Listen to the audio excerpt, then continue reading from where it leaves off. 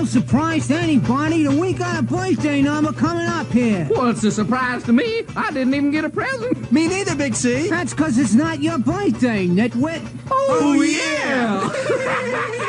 Jeez, folks, I gotta tell you, it's a tough way to make a living sitting up This here is Chuck E. Cheese, a computer-animated rat with a New Jersey accent. He's the master of ceremonies, leading a troupe of puppet-like characters who perform a computerised cabaret every 8 minutes from the walls of the dimly lit pizza parlour. Company executives claim that within 10 years, Chuck E. Cheese will be more popular than Mickey Mouse, for their master plan involves 1,000 Pizza Time theatres strategically located in middle-class communities across the United States. We certainly are, so come on, ladies, hit it!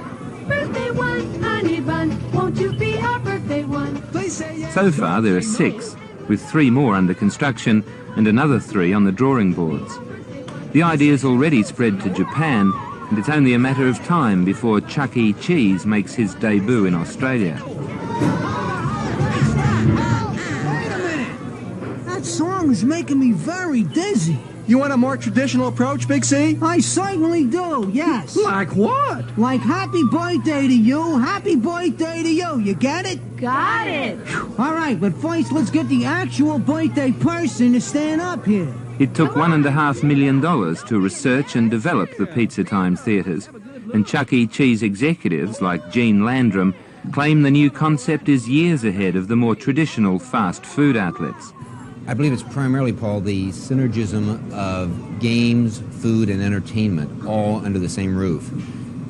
We have a concept here where we've married the entertainment of the animals talking, singing, telling jokes, birthdays for groups, along with a food which is a very fun food, pizza being the perceived as the funnest food where you go out with a group and have a party, and at least in America.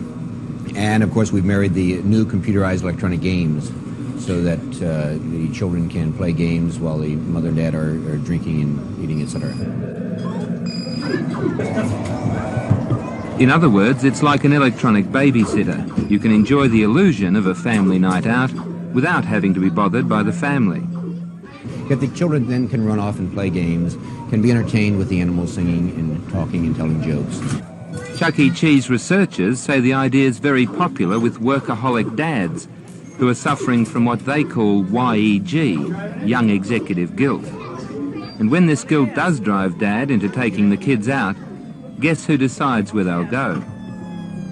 In this country, it's primarily the child who's making that decision, because I think of the guilt orientation of Dad being away out of town on business, not spending enough time with the family. And I happen to have a 4-year-old, and when she asks me, "Hey, Dad, I'd like to go to the Pizza Time Theater or McDonald's or whatever," I have a tough time resisting that. Hello, you know I'm here to make it a pizza, 'cause that's my line. He does it fine. But all the things I need to make it a mixture are harder to find.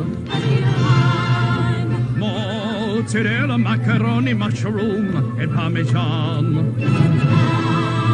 Milanese, mortadella, onions, and parmesan. Oh, that's a man. Pizza, pizza, pizza in the air. As for the pizzas, well, they take 15 to 20 minutes to prepare and cook, which gives the youngsters time to get hooked on the electronic games. And to help them get started, free tokens are issued with each purchase. But of course, each game only lasts a few minutes, which means the kids are soon pestering Dad to shell out for more tokens. Dad quickly learns that even an electronic babysitter has to be paid. Exactly. In fact, that's what we found. We have varied statistically trying to figure out what is the spending behavior of the American public. And what happens is when you vary the amount of tokens you give them, you would expect to see some changing of the numbers in terms of how much they spend. It seems like when people come in, they have a discretionary amount of dollars that they're going to spend for entertainment.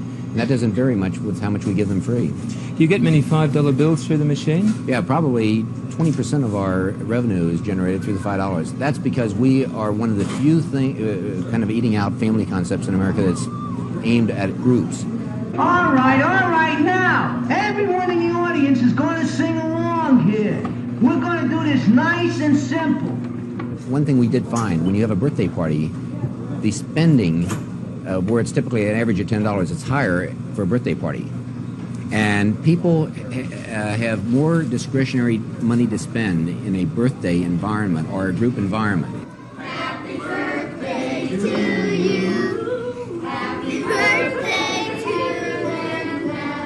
As the children sing along with the computer, another version of Chuck E. Cheese is taking shape in the kitchen.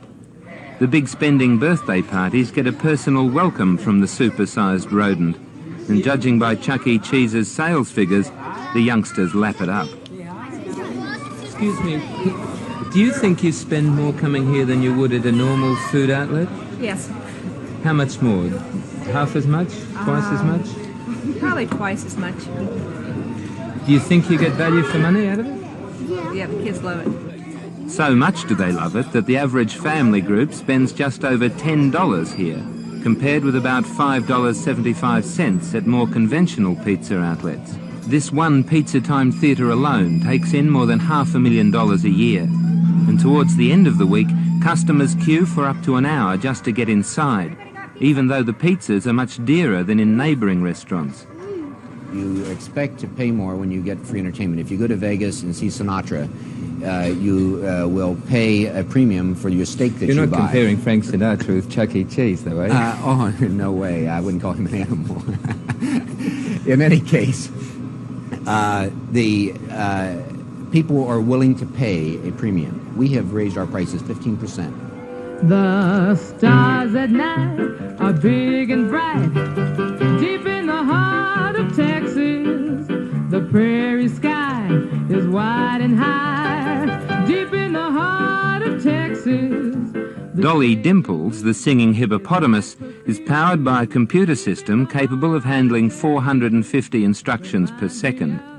Dolly has a repertoire of more than 20 medleys and a bosom that rises and falls with compressed air. The next song is for my second husband, Eugene, who used to ride with the Texas Rangers. He's a long, tall Texan. He wears a 10-gallon hat. The company's ultimate aim is to create a cutesy fantasy world in every neighbourhood, to bring a mini Disneyland to your doorstep, and of course, to help your children spend a lot more of your money. The eyes of Texas are upon you till Gabriel blows his horn. Well, if you liked what I did then, let's plan on doing it again later. See ya.